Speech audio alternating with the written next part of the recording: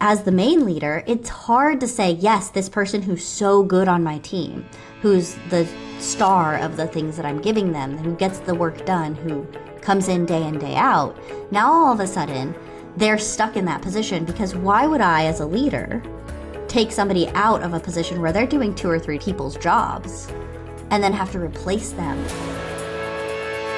Today, I am excited to welcome Kabrina Ashley to the show. Now, today's episode's a little bit different than our typical sort of, continuous improvement focused topics. But as you'll hear, the things that we talk about are extremely relevant to what we're doing in leadership and continuous improvement. So Kabrina is sort of an expert on change, and then also really digs into the whole idea of neuroscience and why we human beings behave the way that we behave. And I am personally fascinated with this topic of neuroscience and the brain and how everything operates up there. So, but to begin with, we sort of just we jump into the conversation with talking a little bit about this whole idea of change. And, there's been situations I'm sure you can relate to where you've sort of communicated something or some change that you want to happen. Everybody's sort of nodding their head and that sounds good. And then all of a sudden it doesn't happen. Like, what's going on there? Then we get into something that she calls the high performers paradox, which is a really interesting concept. And so we dig into that a little bit. And then my favorite part really was towards the end of the episode. And this is when we really get into sort of the neuroscience side of things. And particularly, we begin it with talking about habits. And we spent a little bit of time talking about sort of like Charles Duhigg habit loop, but then really digging into, again, why do we do the things that we do? And then if we're doing something that's not positive, that's not a good habit, like what do we do to change that? And then finally, towards the end, we get into this whole idea of leaders running old code. And it's a really interesting topic that Kabrina sheds a lot of light on. So I think you're going to enjoy this one. I know I did. Show notes can be found over at gembapodcast.com. This is episode 643. Again, gembapodcast.com. Look for episode 643. Okay, enough from me. Let's get to the show. Kabrina, welcome to the show. How are you? Doing well. So glad to be here this morning. Yeah. Where are you calling in from? I'm in Nashville. Nashville. Yeah. All right. That's a super cool part of the country. Have you been there a long time? So I've been here for almost 3 years, previously in Colorado, and definitely never a dull moment. There's always here's a show, or here's some random tickets that I got. So we're always seeing live music. So it definitely lives up to its name. Wonderful. Wonderful. Well, that's good. All right. Well, hey, Kabrina, I know we like to begin our episodes with our guest sharing a quote. So what do you got? Yeah, absolutely. So this is one that I've had on my desk for a really long time. And I think when we're talking about the things that we're talking about today with leadership, this Taylor Swift quote is one of my favorites, because she says, "You're not someone else's opinion of you." And I think we spend so much time living in this, what other people think of us, that we miss a lot of the opportunities that come right in front of us because we're so concerned with how other people see us. Yeah, 100%. 100%. Good stuff. Good stuff. All right. Well, hey, tell us a little bit about yourself. Kabrina, tell us about your background and the line of work that you're in today. Mm-hmm. Yeah, so it has definitely been a journey of, it's interesting that we did that full circle. And I say that quite often as things happen. But I actually started and wanted to be the first female and youngest CEO of Disney. So I was working in the parks. I was working in services for guests with disabilities, training cast members, being in corporate really early on in my career, not realizing how unique that was. And then once I had my first kiddos, I moved back from California to Colorado and got straight into tech. So this was before working from home was cool. And It was one of those things where there was only a couple of options for you back then. It was working in tech, doing medical coding, or working in an MLM. And I was like, I don't want to do medical coding and I don't want to do an MLM. So tech it is. Had never coded a day in my life. Got hired by a tech company. And they were like, you can learn this stuff. You've got the Disney background. We can figure out the rest of it. And so that had carried me through in a lot of different ways, learned how to code templates, brought things over, and then started having people ask me from little things that I would tell them about their marketing and the way that they were writing things, do you do consulting? And I was like, oh, I never thought about doing that, but let's jump in and try it. And I think that's how a lot of us get into our careers. We're like, we didn't even know that this was an option. And so started getting a bunch of clients. And then before I knew it, I had a coaching and marketing agency that I was running. And it was because a lot of people get burned in the marketing world. And so they find somebody they trust and they're like, oh my God, you did this for me. Can you do this, this, this, and this? And you're like, yeah, I can do that. We can figure that out. And before I knew it, I had a team. And then COVID hit. And I was like, I had to really ask myself, do I love doing this? Or is this something that I just created my own 9-to-5 for? And when we reevaluated it, we were like, some of our team's leaving because of things going on in their own families during this time. And we really leaned back into the corporate coaching space because we saw such a need. And we see it with the loneliness epidemic right now. So here in Nashville, we're thinking about like, what is this suicide rate? And the fact that people are just stuck in themselves. Because if you think about it, where do people go when they're in the corporate space? They go to work and they come home and they probably sit in the car for 2 or 3 hours driving back and forth in traffic. And so there's not a whole lot of space for them to be together. And what I'm finding the more that I work with people in that C-suite especially is they're like, there's nobody to talk to. There's nobody who understands. I can't be vulnerable. I can't be like, these are the things that I'm struggling with, or here's the kinds of things that I'm thinking about for the business. Because we've created this space within corporate where it's not okay to fail. It's not okay to innovate. We really want those things, but we don't know how to make it to where people can do that without punishing them in the process. Yeah, the whole idea of being vulnerable, is really difficult, right? Yeah. Especially, like you said, in the corporate world. Even at home it can be, right? But yeah, for sure, really, really challenging. That's a very interesting niche that you found. So well done. Yeah, thank you. It's been one of those ones where you're like, oh, I know enough about this, and then you just keep reading and keep learning. Because with the kind of work that I do in science, it's different every day. It's really one of the last frontiers. Is how do we function? How does the brain work? And we don't know all the answers yet. Well, okay.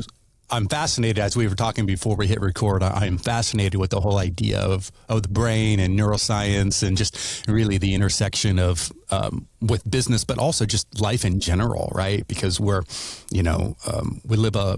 we spend a lot of time in our lives outside of work. Sometimes I think we can get fixated on work, but boy, there's a lot going on outside with families and personal lives and all the rest of it. So really, really fascinated with this topic. But maybe to kind of jump into my first question, I want to, we'll keep it sort of in the corporate world and in the work world for right now, but talking a little bit about change and thinking about imagining a situation to where we've got a leader and they're rolling out change.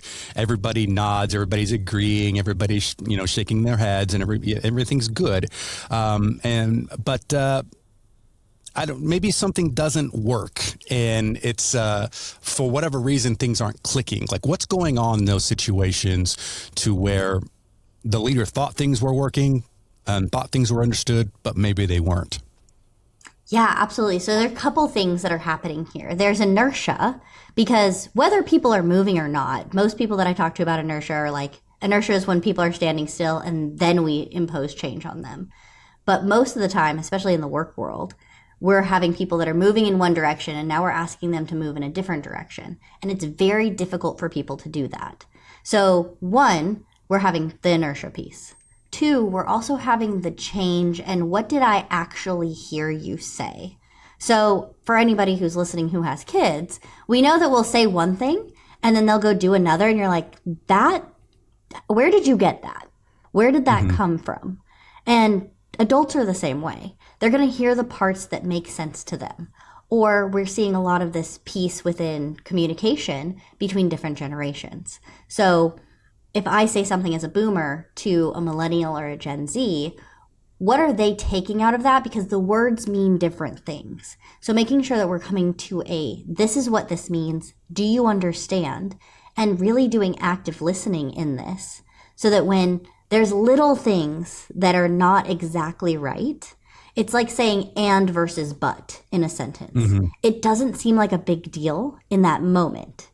But then when we get into 2 or 3 days down the road or a week down the road, now that this change is in place, now we start to see where there's tiny little bit of fractures where you're like, oh, it's fine, it's close enough, that we start to see those diverge and we go, oh, that's where things went wrong. But most people, most leaders don't take enough time to go, that was because I said it a certain way or they didn't understand those words in the way that I needed them to. And now we're way down the path. And instead of saying, how can I do this better the next time? We assert blame onto whoever the person was who ended up taking up the instructions to make the change happen.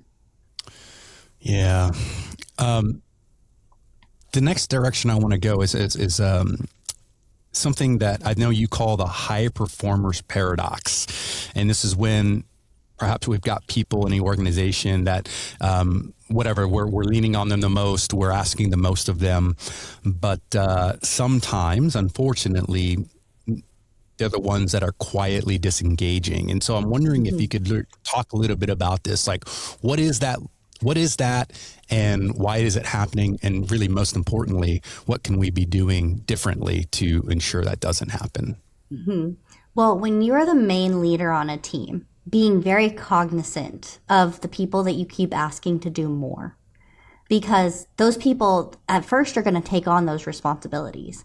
Because if anybody's been to business school, one of the first things they teach you is raise your hand for everything, say yes for everything, take on as much as you can, because that shows how capable you are. And logically that makes sense until all of a sudden you keep getting asked to do another thing, you keep getting asked to do another thing, and then Bob, Larry, and Sue, who don't have as much training as you do, don't have as much experience, haven't been in the business as long, are getting promoted, and you're going, well, what's wrong with me? Why am I not the one who's getting into those positions?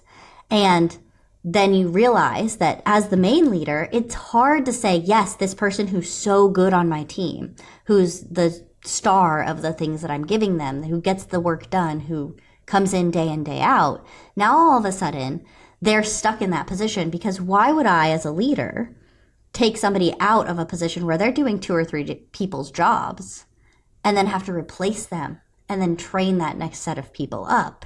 And it's nothing that anybody's doing on purpose. Like, there's not people maliciously sitting in corporate going, well, this person's so good, we're just going to keep putting more stuff on them and we're never going to promote them. It really is that slow fade that happens, and people all of a sudden wake up because they've started to disengage because of the fact that they keep seeing these patterns happen over and over again. I do more work, I don't get the recognition, and then somebody else who does less work than me gets promoted. And so then I do more work to try and prove myself more, and then I don't get recognized and I don't get promoted. And that becomes this cyclical cycle for those people. And so there's something called the S curve that we want to keep people in the middle of a giant S. If you imagine a giant S on the screen, then we want to keep people in the middle. And it's not always money is the thing that people want. They want recognition. They want to be able to be known for what they do. They want to be able to go into depth on their knowledge. And when leaders are not looking for those things, we miss the opportunity to put people into positions where they could make the business flourish beyond what we've even considered, because we're comfortable with them in the position that they are now, because they're fulfilling a need, but they're fulfilling it in a way that makes it to where they're going to be the first people to go. Mm-hmm. Hey, what is your thoughts on like personality types as it relates to working with our colleagues, our, other leaders or whatnot? Like, for example, like I'm thinking about like I'm a big words of affirmation guy. I love it when you tell me I did a great job or whatever. But my wife is more like melancholic or whatever, and she could care less, but you do an act of service for her and she's all about it. You know what I mean? So like, what are your thoughts on that as it relates to sort of like knowing your audience, if you will, knowing your people, knowing your team, your colleagues. What are Yeah. your thoughts on that? I think it's good to understand those things, but I think that a lot of people lean too far into them. I love Myers-Briggs. I love the Enneagram. I love talking about these different kinds of things. But I also think that there's a lot of opportunity for us to ebb and flow between them, especially as we change and different things happen in life. And I think we saw this in a big way during COVID, because we went from in office to suddenly out of office to then everybody trickled back into office. And so you see how people's personalities have changed, how their preferences have changed, how things that they really did well the first time in office changed differently when they came back to office. And so giving people the opportunity to go, this is where I see you right now. And it's very much that idea of people within their own place, like where you grew up. People don't want to look at the things that you've developed over time. And so if we get too stuck into those ideas of this is who a person is, this is who they like, because even when we talk about like words of affirmation, when I was younger, words of affirmation were something that I absolutely loved. I loved it when people told me I did a good job. As I got older, those were things that were not as important to me in that season. And so understanding your team, especially when you're with a team that's grown together over a long period of time, multiple years, sometimes decades, it's important to know that people change and they flow. Because there's a lot of leadership training out there that's very detrimental of here's a leader, you separate people into their categories and that's how you treat them. But that takes into no account neuroplasticity of the fact that people change, and there isn't very much that plastic, here's who I am now today, but here's all the learnings that I've taken and here's who I am now. We don't live in the same world that we used to of old dog, new tricks. It's hard to teach people that are older because people can learn things at any pace that they choose to learn them at. It might take a little bit longer because we have kids and other responsibilities and things to do as adults than when we're children. But there is that people change over time. So in short, it's good to know, but also always ask questions, always be the person who's pushing back a little bit of, I know this is who you say that you are, but what other things can we do? What's the next step for you? I love to ask my people, where do you see yourself in 6 months from now? Like, let's not talk a year out. Let's talk 3 to 6 months out. What do you want to do with your life? Where do you want to see yourself? Because we get so stuck in this finite, well, this is who I am. This is how I grew up. These are the things that I experience. And a lot of those things are childhood traumas, things that we were told that we are. And it goes back to the quote that we talked about. It's other people's opinion of you. Because when you're a kid, you say, I can do anything. I can be Superman. I can fly. And then all of a sudden, we get into corporate, we get into our jobs, we get into adulthood, and we lose all of that. There's a study that was done where kindergartners are actually, it was 98% considered genius level. And every year that they're in school, that percentage of kids that are considered genius goes down. And it's not because people are getting dumber as they get older. It's because they're dumbing themselves down in the process because of the people around them and not saying, hey, I'm going to do this anyways.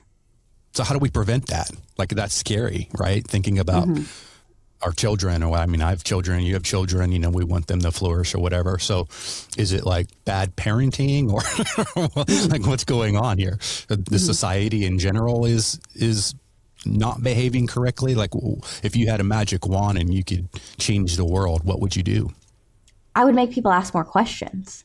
I think we all go into this with really good intentions. Like, you don't say to your kid, you can't be a rock star because you want to hurt them. You say that because you know how difficult that is, and you've watched other people around you go through those things of being the starving artist and all of those pieces.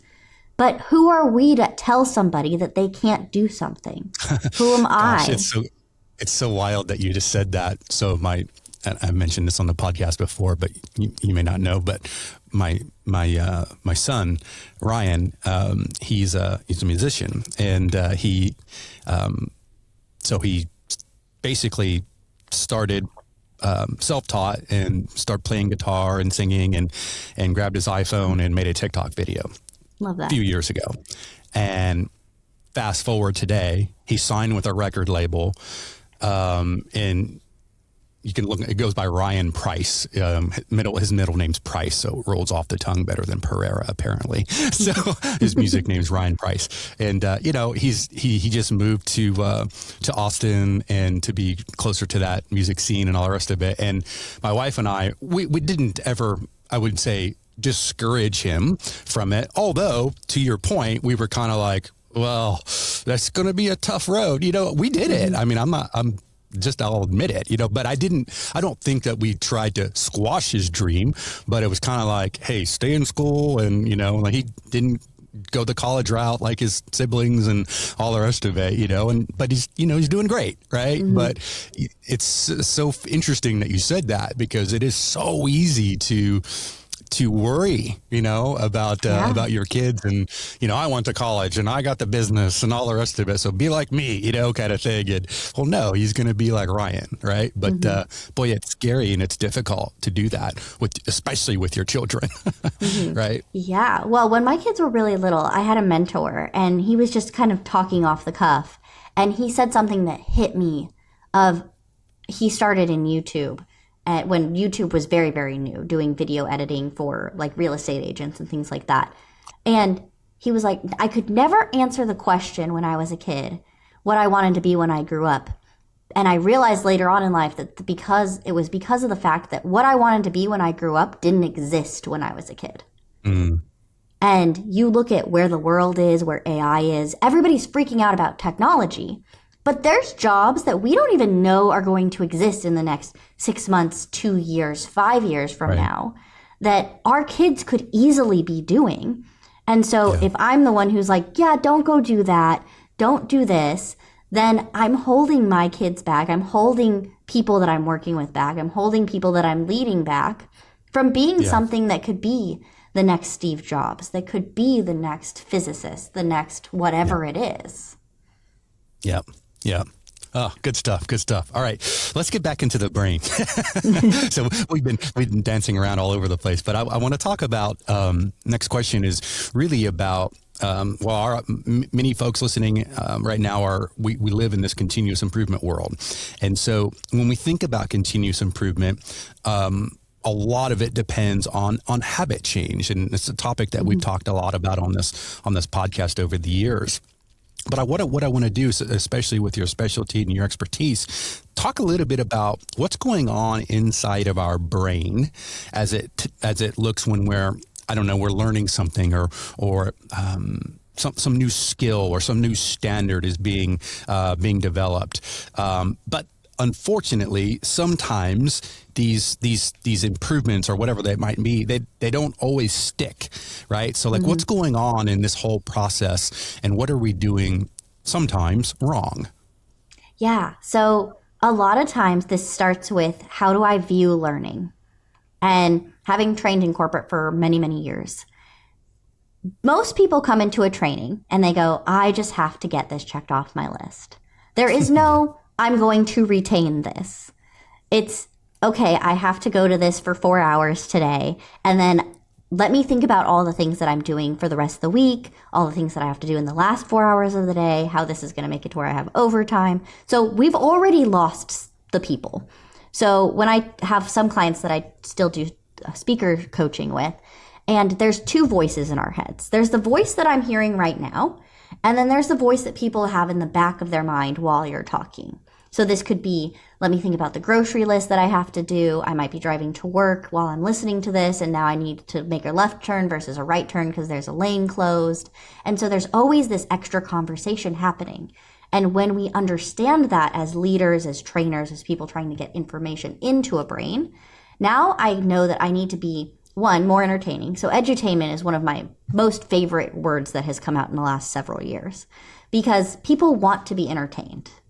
The more that we make people bored, the more they're not going to listen to us because they already have that voice that's drowning out anything that we're saying. And so there's studies that have been done all over the place where it's about 15 minutes. We need to make something interesting again, tell a joke, say something that's interesting, put an image on the screen. We have to have some kind of surprise and delight within our training. And most people in learning and development can I just get this done? And can people finish this? That's really the line that all of corporate wants to know is the training done? Is it in a portal that somebody can go through? And do they finish it? And if your job as somebody in a corporation is to go through a training and click all the buttons, what are you going to do? You're going to just click whatever button. You're going to listen just enough to get by. And you're going to say, okay, I finished it. So that's one of the biggest pieces of retention that I see with how we're doing things now. So let's say that you've upped it one module and there's an in-person field or there's small groups. Now we need to actually ask the question of, did people retain what we said? And did they retain the things that we actually said, like we talked about earlier?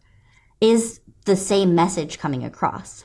Because I was listening to your last podcast with George of how there was the quote that he had mentioned that somebody in his corporation was like, oh, this was from a medical doctor.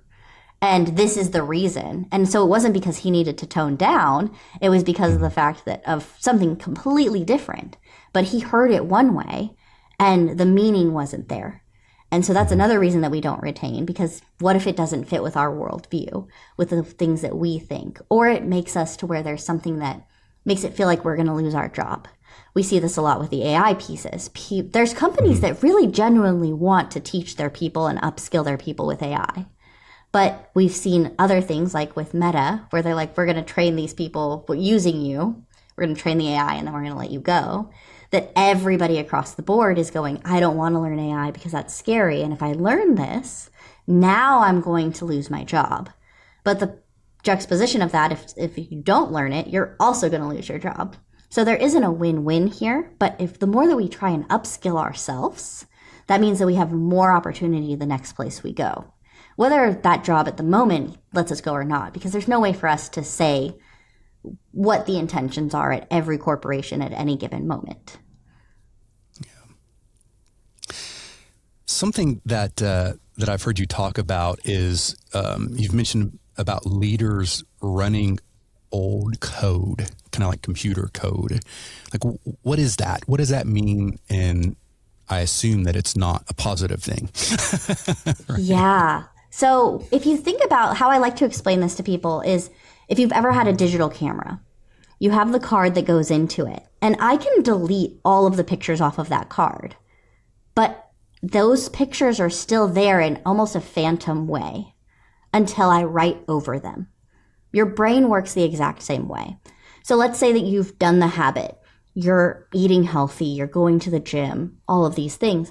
But if we're not overwriting that with the right messages, so let's say that I've always thought that I'm not good enough, I'll never be enough, I'll never be skinny enough. This is one that we see a lot with everybody across the board, is there's some kind of thing that they don't feel good enough about themselves. Maybe it's, I'm not going to ever be a leader. Nobody's ever going to recognize me for the thoughts and feelings that I have.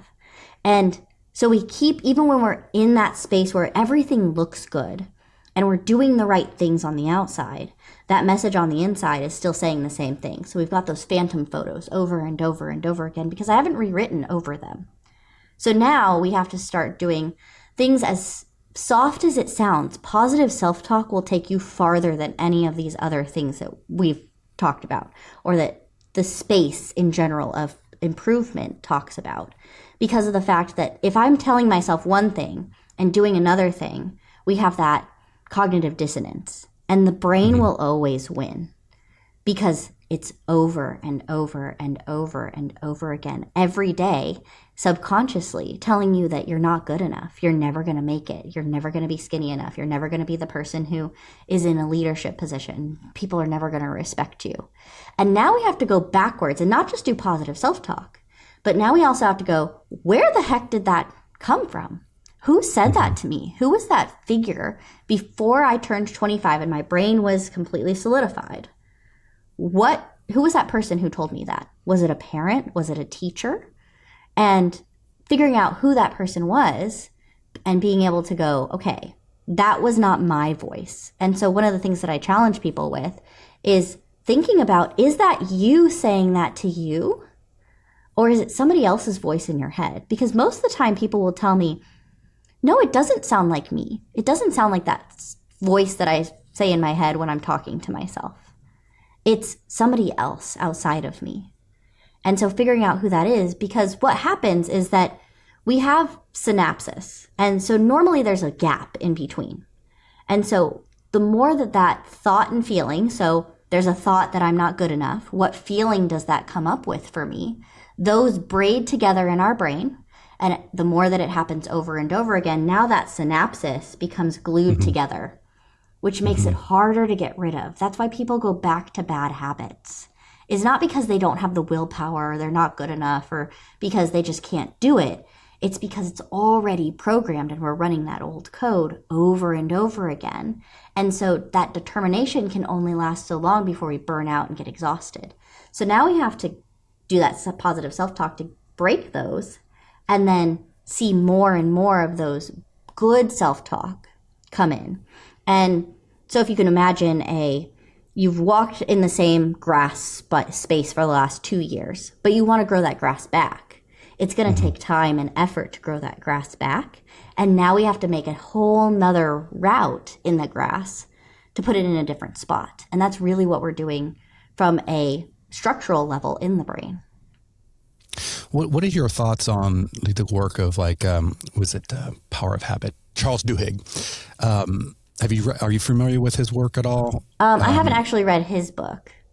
Yeah, so it's an interesting book, and so his whole thoughts on sort of habits and habit changes, sort of having this whole idea of there's a cue, there's a routine. So a cue triggers you to do that thing, whatever it is. Then there's a routine, and then there's some sort of reward, right? And then there's this loop, right? And these can be good routines, positive for ourselves, but it could also, to your point, be bad or negative to ourselves. An alcoholic, for example, that could be a cue. I see something and you do the drinking and then, the reward is, I guess, how you feel or whatever, right? So what are your thoughts on that as far as when it, even from a professional perspective, thinking about the things that we do on a day-to-day basis that might keep us thriving or stuck in the mud? Yeah, so this actually hinges on the reward piece, because when we're trying to start new habits, I wrote something about this yesterday. It's if you go to the gym, most people don't want to just go to the gym. It's not something that they crave. They go to the gym because they want to have the feeling afterwards. And what is the reward for that? And most of the time when we're doing work, we're doing something in order to get to something that's somewhere out in the distance. Maybe I'll get the promotion. Maybe I'll do X, Y, and Z.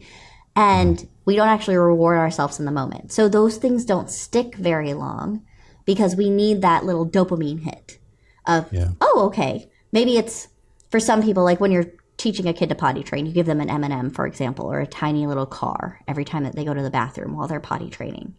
We don't really change that much between the things that work when we're kids and the things that work when we're adults. And so thinking about how do people function as humans and going, how can I reward myself in this moment? Maybe it's high-fiving myself at my desk. These don't have to be difficult things. They can be that high five at your desk, that I'm going to take a 5-minute walk. I'm going to walk away from my desk and grab a cup of coffee that I normally don't get. And so finding 100 to 200 different ways that you can reward yourself. And some people that I work with, sometimes it's like, hey, I'm going to set a timer for 5 minutes and I'm going to scroll on TikTok. And that's my reward for getting this really hard email that I wanted to get out done. And so you're looking forward to something that's small consistently, and then those build on each other, which makes it easier to have that peace of mind of I'm getting somewhere. So to answer your question, yes, that's a very good way to think about it, of here's the trigger of I see something, I do the pattern, and then I reward myself, is really just how human nature works. Because if you think about it like the drinking, for example, I have the trigger, I go through the pattern, and then I get to escape whatever I'm trying to escape. And that's the feeling that I'm looking for. Yeah. And we try and skip to the bad parts of bad habits of, well, you know that this is going to happen, but they also know that that really good feeling is going to happen. So what if we could have that same exact feeling when it comes to the good things that we're doing? like sending out the hard email or applying for the jobs that seem a little bit out of scope. Yeah, good stuff. Oh, wow. What a conversation. I'm really, again, fascinated with this whole idea of our brains and our behavior and what makes this human being tick. Mm-hmm. It's a never ending journey, right? To try to understand it all. So, well, hey, I really appreciate you coming on to the show. I mean, maybe to wrap things up, do you have any sort of like final words of wisdom or parting advice that you want to leave with the listeners? Yeah, absolutely. So when it comes down to self-improvement, looking at yourself as I'm not broken, I'm just asking better questions, because the quality of your life is determined by the quality of questions that you ask. So how can I ask a better question, just one basic better question today that's going to get me a better result tomorrow, and looking for that 1% better. Love it. Love it. If people wanted to connect with you, Kabrina, what's the best way? Yeah, absolutely. So if connecting with me, my website, KabrinaAshley.com, is the best place. You can get on a call with me or find all of the links for our resources. And then I hang out over on LinkedIn and I answer all of those myself. So if you have specific things, that's the best place. Perfect. And we'll link everything up in the show notes so everybody can scroll down and be sure to connect with Kabrina. So, hey, thanks again for coming on. This has been a lot of fun. Yeah, absolutely. Thanks for having me. All right. Take care. Thanks for joining us today. We know the path to continuous improvement can be challenging to walk alone. That's why Gemba Academy exists, not just to provide training, but to be your partner in problem solving. Whether you're just taking your first steps or leading a global transformation, our goal is to help you bridge the gap between knowing and doing. Beyond our library of Lean and Six Sigma resources, we're here to coach and guide you through your journey, whether that's through personalized support or joining us for a live training to get that immersive, hands-on experience. To learn more, go to GembaAcademy.com.